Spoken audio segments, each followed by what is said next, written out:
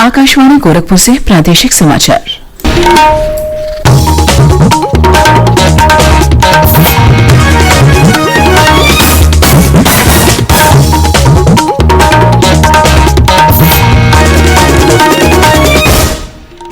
नमस्कार, समाचार बुलेटिन के साथ में शिवानी अरोरा। पहले मुख्य समाचार।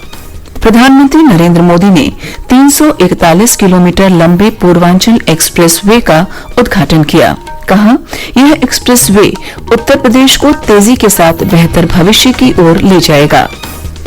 मुख्यमंत्री योगी आदित्यनाथ ने कहा, प्रदेश में एक साथ कई एक्सप्रेस वे परियोजनाओं पर कार्य चल रहा है। बुंदेलखंड एक्सप्रेस वे जल्द बनकर तैयार होगा। रक्षा मंत्री राजनाथ सिंह आज झांसी में 3 दिवसीय राष्ट्र रक्षा समर्पण पर्व का करेंगे शुभारंभ और आजादी का अमृत महोत्सव के तहत वाराणसी में शुरू हुआ काशी उत्सव। स्वतंत्रता की 75वीं वर्षगांठ पर आजादी का अमृत महोत्सव के अंतर्गत प्रादेशिक समाचार एकांश आकाशवाणी गोरखपुर विशेष प्रश्नोत्तरी का आयोजन कर रहा है। इसके तहत हर सप्ताह बृहस्पतिवार को सुबह 7:20 पर प्रसारित प्रादेशिक समाचार बुलेटिन में श्रोताओं से देश के स्वाधीनता संग्राम और उसके गौरवशाली इतिहास पर एक प्रश्न पूछा जाता है। इस प्रश्न का सबसे पहले सही उत्तर भेजने वाले श्रोता का नाम की घोषणा अगले दिन शुक्रवार को समाचार बुलेटिन में की जाती है। आप भी हमारे इस क्विज का हिस्सा बन सकते हैं। अमृत महोत्सव क्विज श्रृंखला का अगला प्रश्न कल सुबह प्रादेशिक समाचार बुलेटिन में पूछा जाएगा। जवाब के साथ अपना नाम, पता और फोन नंबर अवश्य लिखें, जिससे विजेता बनने पर आपसे संपर्क किया जा सके। अब समाचार विस्तार से। प्रधानमंत्री नरेंद्र मोदी ने कहा है कि नवनिर्मित पूर्वांचल एक्सप्रेस वे उत्तर प्रदेश को बड़ी तेजी के साथ बेहतर विकास की ओर ले जाएगा और राज्य के पूर्वी हिस्से का भविष्य अब बदलने वाला है। सुल्तानपुर जिले के कलवर खेड़ी में कल पूर्वांचल एक्सप्रेस वे का उद्घाटन करते हुए प्रधानमंत्री ने एक्सप्रेस वे को राज्य का गौरव बताया और कहा कि यह एक्सप्रेस वे उत्तर प्रदेश को तेज गति से बेहतर भविष्य की ओर ले जाएगा।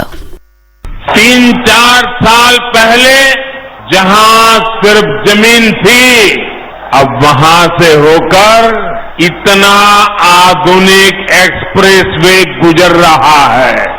जब 3 साल पहले मैंने पूर्वांचल एक्सप्रेस वे का शिलान्यास किया था, तो ये नहीं सोचा था कि एक दिन उसी एक्सप्रेस वे पर विमान से मैं खुद उतरूंगा।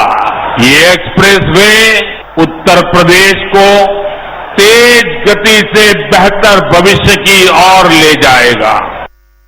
प्रधानमंत्री ने पूर्वांचल एक्सप्रेस वे को नए उत्तर प्रदेश और इसकी मजबूत होती अर्थव्यवस्था का एक्सप्रेस वे बताया। ये एक्सप्रेस वे यूपी के विकास का एक्सप्रेस वे है।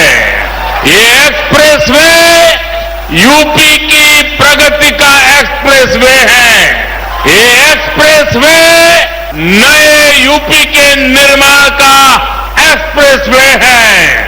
ये एक्सप्रेस वे यूपी की मजबूत होती अर्थव्यवस्था का एक्सप्रेस वे है। श्री मोदी ने कहा कि स्वतंत्रता के बाद पहली बार प्रदेश के छोटे और आकांक्षी जिलों के बीच संपर्क कायम हुआ है। इस अवसर पर मुख्यमंत्री योगी आदित्यनाथ ने कहा कि बुंदेलखंड एक्सप्रेस वे का निर्माण कार्य जल्द पूरा होने जा रहा है। आज एक और पूर्वांचल एक्सप्रेस वे का उद्घाटन हो रहा है, दूसरा बुंदेलखंड को भी एक नए एक्सप्रेस वे के साथ जोड़ने की कार्रवाई तेजी के साथ आगे बढ़ रही है। इसी प्रकार से पश्चिमी उत्तर प्रदेश को पूर्वी उत्तर प्रदेश से जोड़ने के लिए गंगा एक्सप्रेस वे का कार्य कुछ ही दिनों में प्रारंभ होने जा रहा है।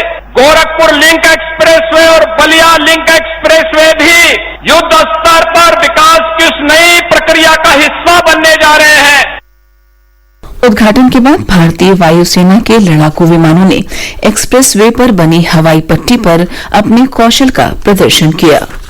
पूर्वांचल एक्सप्रेसवे के सुल्तानपुर जिले के करवल कीरी हवाई पट्टी पर प्रधानमंत्री नरेंद्र मोदी को सुनने आई हजारों की भीड़ उत्साहित हो उठी जब C-130 हरकुलिस विमान में सवार होकर प्रधानमंत्री ने हवाई पट्टी को छुआ। ये शायद पहली बार था जब देश के प्रधानमंत्री विमान में सवार होकर सीधे एक्सप्रेसवे की हवाई पट्टी पर लैंड किए। हजारों की भीड़ देश की वायुसेना की क्षमता का प्रदर्शन देखने के लिए मौजूद रही और ये लगभग 45 मिनट तक चला।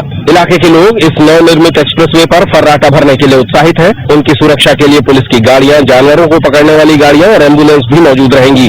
एक्सप्रेसवे पर 8 पेट्रोल स्टेशन और 4 CNG स्टेशन बनाए जाएंगे। जल्द ही एक्सप्रेसवे पर इलेक्ट्रिक वाहनों की चार्जिंग की सुविधा भी मौजूद हो जाएगी। अभी फिलहाल कुछ दिनों तक इस एक्सप्रेसवे पर यात्रा मुफ्त रहेगी। सुशील चंद्र तिवारी, आकाशवाणी समाचार, सुल्तानपुर।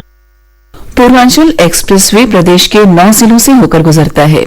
ये जिले हैं लखनऊ, बाराबंकी, अमेठी, अयोध्या, सुल्तानपुर, अंबेडकर नगर, आजमगढ़, मऊ और गाजीपुर। केंद्रीय सूचना और प्रसारण मंत्री अनुराग ठाकुर ने पत्रकारों से फर्जी समाचारों और झूठी बयानबाजी पर रोक लगाने के लिए सभी आवश्यक प्रयास करने का आह्वान किया है। कल राष्ट्रीय प्रेस दिवस पर मीडिया को शुभकामनाएं देते हुए श्री ठाकुर ने कहा कि इसके लिए भारत सरकार ने पत्र सूचना कार्यालय में फैक्ट चेक यूनिट बनाई है जो काफी लोकप्रिय हुई है। प्रादेशिक समाचार आप आकाशवाणी गोरखपुर से सुन रहे हैं। यह समाचार बुलेटिन हमारे YouTube channel AIR news Gorakhpur और ट्विटर हैंडल AIR न्यूज_GKP पर भी उपलब्ध है। प्रधानमंत्री नरेंद्र मोदी शुक्रवार को झांसी किले के प्रांगण में आयोजित एक भव्य समारोह में विभिन्न नई पहल राष्ट्र को समर्पित करेंगे। इस दिन रानी लक्ष्मीबाई की जयंती भी है। इस आयोजन के सिलसिले में आजादी का अमृत महोत्सव समारोह के हिस्से के रूप में झांसी में आज से 3 दिन का राष्ट्र रक्षा समर्पण पर्व शुरू हो रहा है। रक्षा मंत्री राजनाथ सिंह आज इस कार्यक्रम का उद्घाटन करेंगे।